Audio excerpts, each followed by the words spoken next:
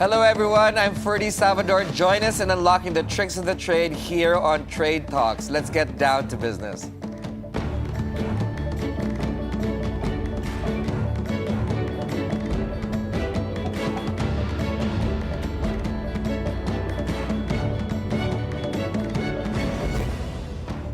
The beauty of Siargao's beaches and simple living continue to attract visitors. It has also given birth to the term Siargao Curse. It's an expression used to describe the phenomenon of people falling in love with Siargao Island, making them not want to leave or feel a strong urge to return after leaving.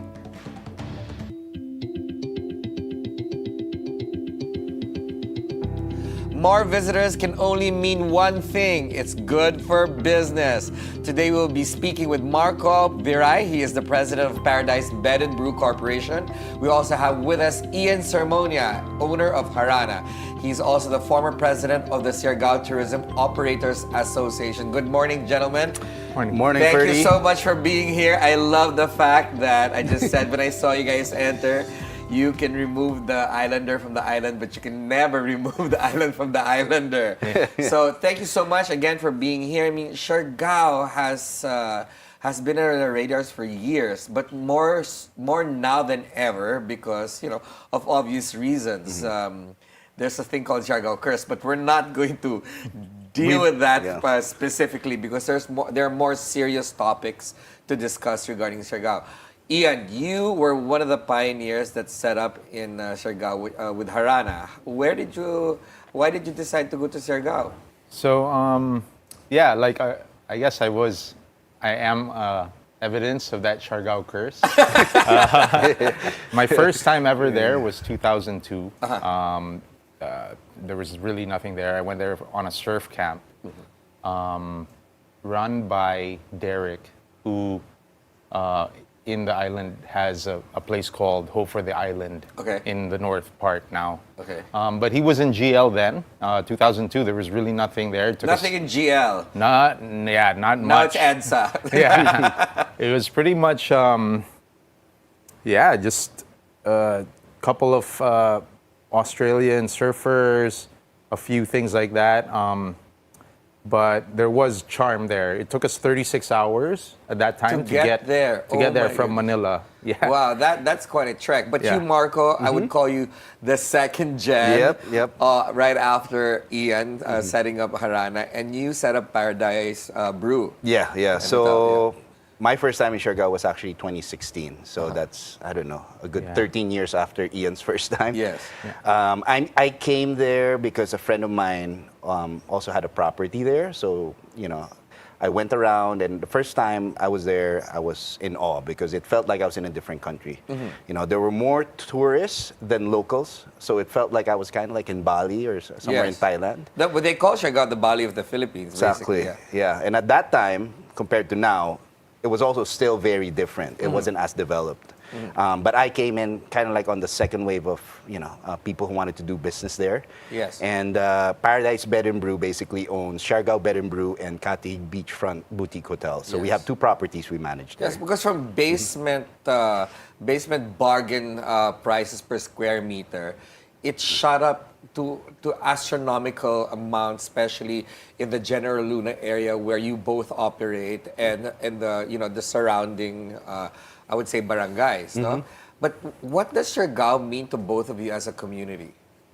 And more than a business space? Because I gather that both of you, call Siargao home, and it's more community for you rather than business. Okay. Well, Marco? you know, for me, it's literally my second home. I split my time between Manila and Siargao, I would say 50-50. I would spend a month in Manila, fly to Siargao and spend a month, and maybe go back and forth, sometimes just between 1 week intervals. But what Siargao has been to me, it's aside from being a second home, it's really my place to recharge and to connect, you know, and I started getting into surfing. You know, I was never a surfer. I got stuck there during the pandemic. And when I was there, I had nothing to do because everything was closed, and I surfed. Yeah, and I fell in love with surfing. You know, so I'm a late bloomer when it comes to surfing, but I fell in love with surfing, and you know, every few weeks, if I haven't surfed, I start itching that, that You gotta- stoke feeling. I want to get that. And so I fly back to Siargao. And so I really enjoy it there. What about you, Ian? Yeah, well, actually, just to correct you, actually, I was probably the second or third generation Oh, okay. of resort owners. I was probably the first. We were the first. Harana, with Mooks and I, were the first like Manila-based. So in that sense, we were. Marco would probably be the second Manila-based business people who came in. So we were one of the first who would come from Manila. But definitely there were a lot of foreign. Before us, there were a lot of foreign, French-owned. I think there was Spanish-owned. Australian, Yes. Spanish, French, the Don Island, yeah. yeah, Spanish around the same time as us with Bravo. Yes. So it was kind of still kind of fresh. There was already a couple of resorts from Cebu that opened up, and I think also some local bed and breakfast, and also one from Butuan Yes, but who opened there. Talking about that, because you have mentioned that both you and Marco are probably, second gen from Manila, first gen from Manila. How's tourism evolved since you both got there at different years? From your experience crazy. first. I mean, it's exponential for sure.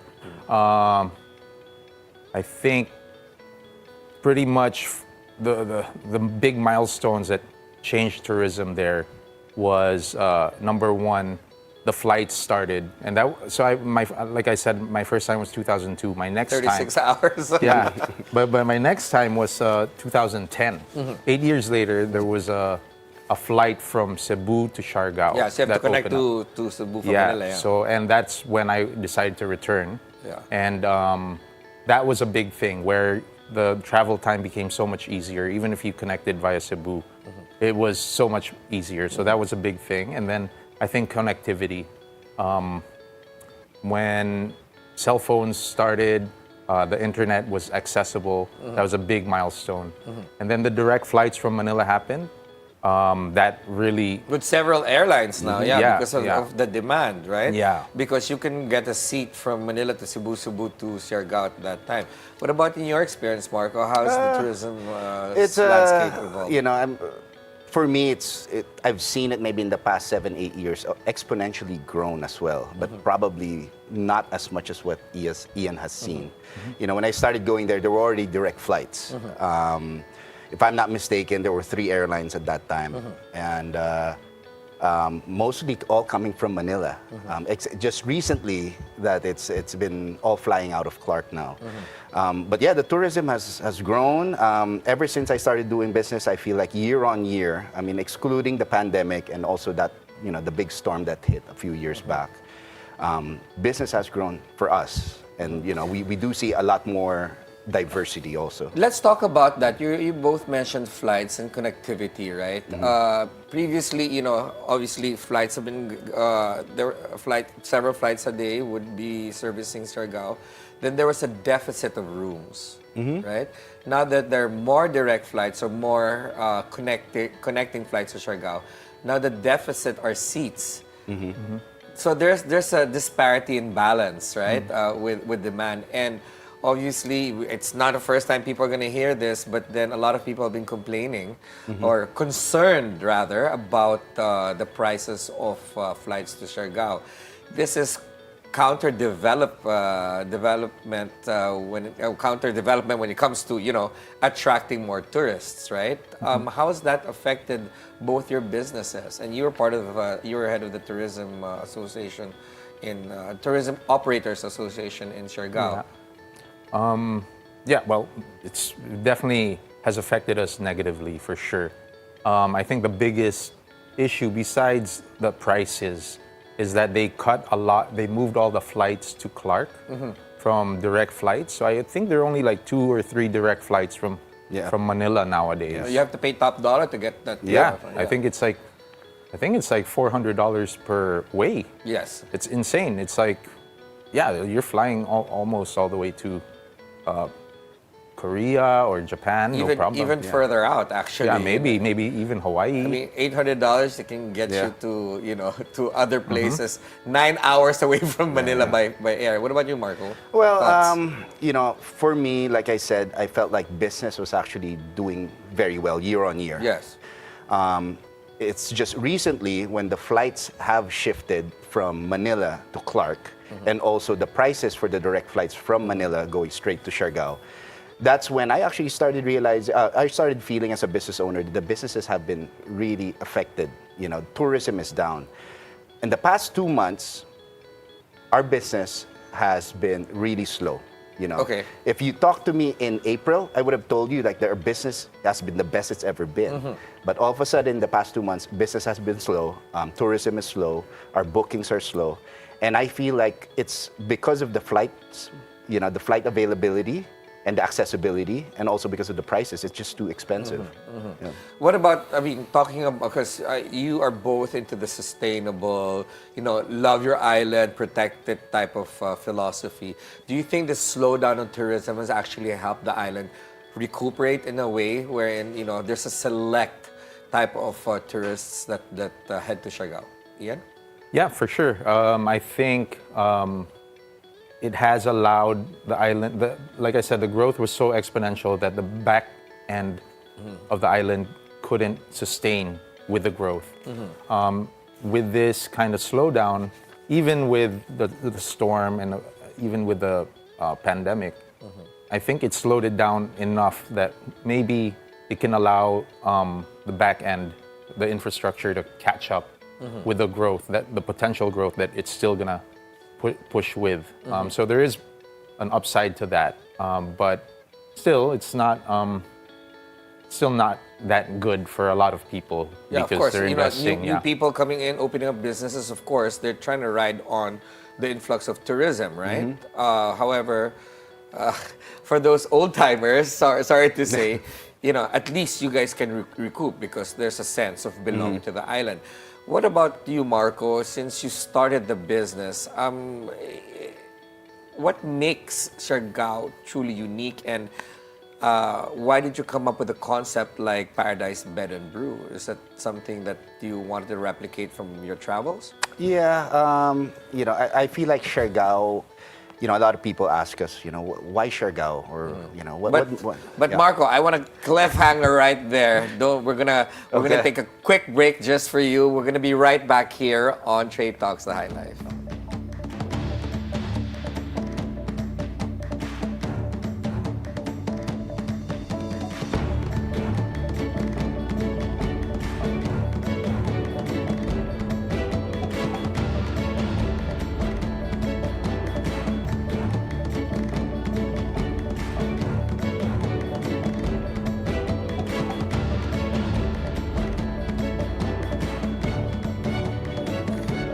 Welcome back to Trade Talks. We continue our conversation on the island paradise of Siargao with Marco Viray and Ian Sermonia. Before the break, Marco, I was asking you about the concept of Paradise Bed and Brew and what makes it unique and why you put it in Siargao.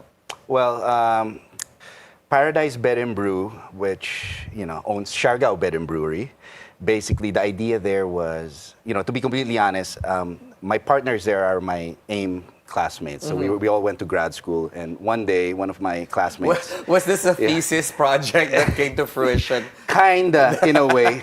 No, but it's, one of my batchmates ended up going to Siargao, and he loved it, and he started pitching this idea. It's like, why don't we open up a hotel? And I was like, I love Siargao. I mean, why not, And then eventually, because my main business in Manila at that time was we had a craft brewery. Yes. So we owned Joe's Brew. Yes. And then the idea came about, why don't we just do a bed and brewery? Kind of like a cool Which is thing. completely different. F&B and then hospitality or hotels. Yeah. What was your challenge? Unexpected challenges. Well, a lot of challenges, to be honest, because I wasn't sure how to go about with doing business in Siargao. It's my first time. It's a very remote area compared to the other island destinations. Yes. And so getting equipment there was so hard. You know, I'm sure Ian can resonate and echo your sentiments because at least now you've got that whatchamacallit. Well, when you started the business, you've got more materials that you can get as opposed to Ian at that time.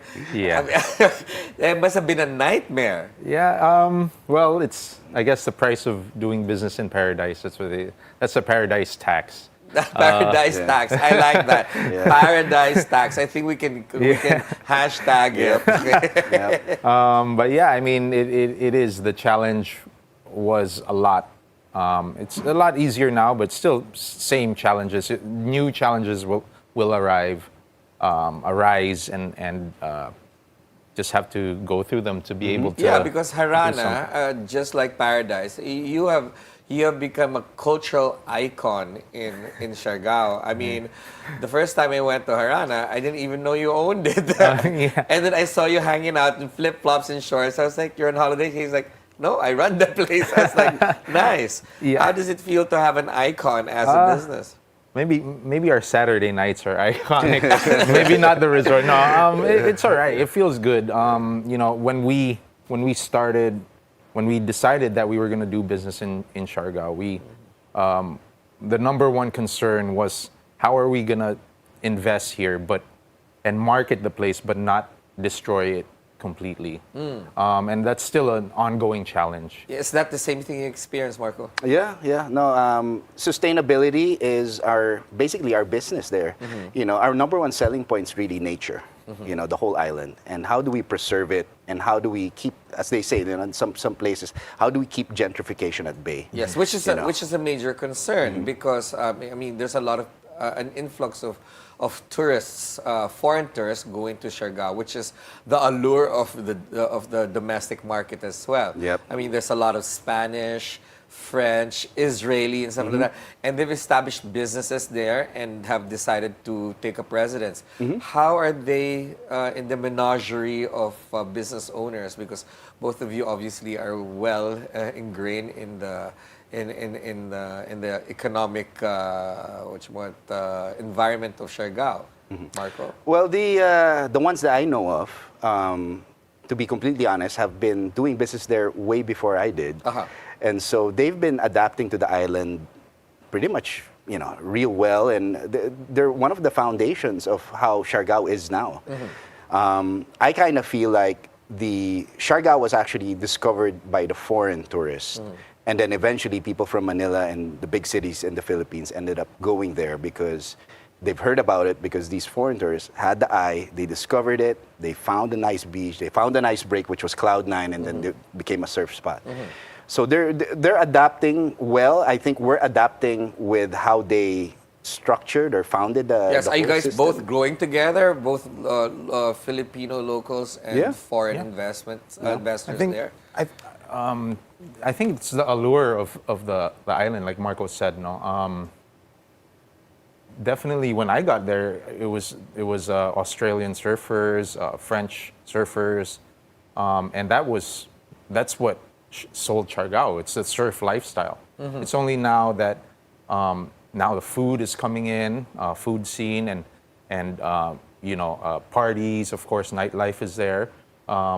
Besides the other adventurous things that you can do on the island, it was primarily surf. Yes, but you know, you've got the traditional connections with different nationalities, like obviously the Spanish. I mean, you know, we are very much connected to them. The Israelis were very connected to them because they feel like the Philippines is a friendly country to their country as well, and the rest. I mean, the French, you know, they've been here for a while, and other nationalities. Have they adopted well? Yeah. Adapted, rather. Well? Yeah, I think like they were the ones who kind of set the tone.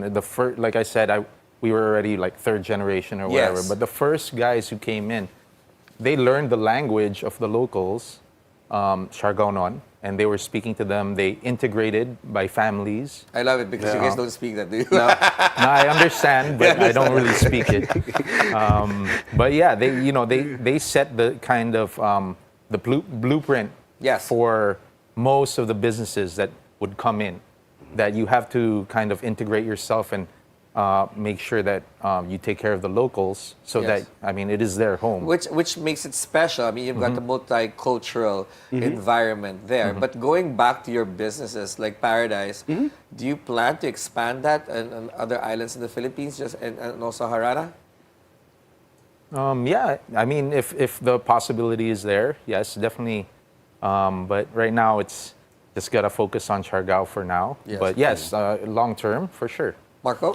I mean, similar to Ian, I feel like if the opportunity is there, then we can take a look at it. But currently, our focus is really just trying to improve what we have in Siargao. And what is the battle cry for that in Siargao? I mean, coming from the both of you. Cool. Yeah. Yeah, I would think that the sustainability it would be the thing. Try to make sure that the vibe in Siargao doesn't change. The environment, of course, you got to take care of it because of the surf breaks and everything, and all the other adventure things. But in the end of the day, it's protecting the hospitality of the locals. The locals there are what made the place different. Are they finding it difficult now, Marco, because of all the influx of businesses in Siargao, to protect that hospitality philosophy of the original Siargaoans? Well, I think it's for the most part, yes, but it's also been a challenge because you'll never know. There's also there will be always bad apples in in a batch of.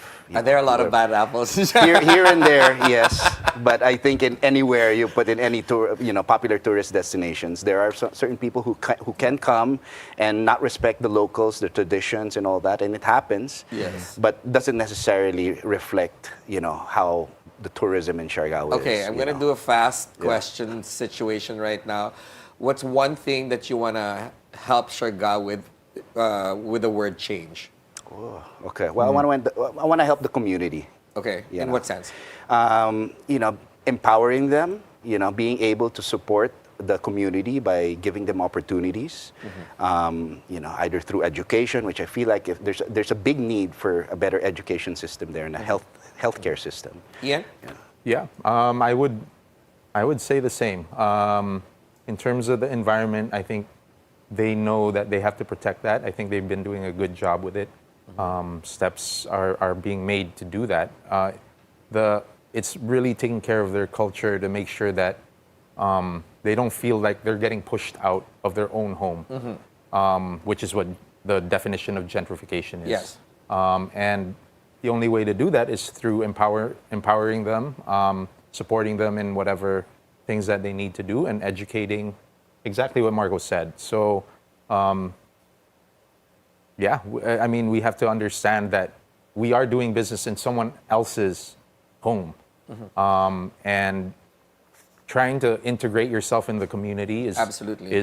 very important. Yeah. Yes, we have to have find balance. Okay, I'm going to ask you 3 questions. Same question for you guys, but with Siargao in mind. Your worst investment, Marco? Whew. In Siargao. Yes. And Ian, think about it already.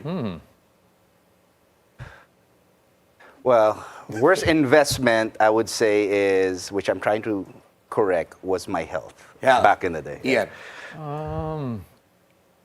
I think we've been pretty good in investing in Siargao, Wow. actually. I don't think there's... All right, I mean, fine. Best investment in Siargao. Best investment is, I would say, my house. Your I have house. a personal house there now. Ian? Yeah, I think Harana, like pretty much the land itself was right in front of a surf break, so I think that was the best investment. What about your favorite mistake in Siargao? Let's not talk about the personal stuff. My Marco? favorite mistake. Your favorite mistake, yeah. Okay, that's a hard question. Maybe, for a time I had a Mexican restaurant there, and I feel like I jumped in on it too quick without really understanding the lay of the land and the community. If I could change things and do it differently, then I feel like I can do it better now because I'm more familiar with the island now. Nice. Ian? I guess, I don't know if it's a mistake, but it's part of the growth process, but maybe some hires were not the best, and handling some of those, maybe spoiling them a little bit too much. I think that's an ongoing favorite mistake with a lot of business people. Yeah. Well, gentlemen, thank you so much for being on the show this morning, and I'm glad to hear about what's happening in Siargao and how you plan to help out the community there. All right? Thank you. Thanks. And that is it for today's show. I'm Ferdi Salvador. Catch the Bilyonaryo News channel on Free TV channel 31 and on cable via Cignal channel 24. Thank you for watching the Bilyonaryo News channel, always on top.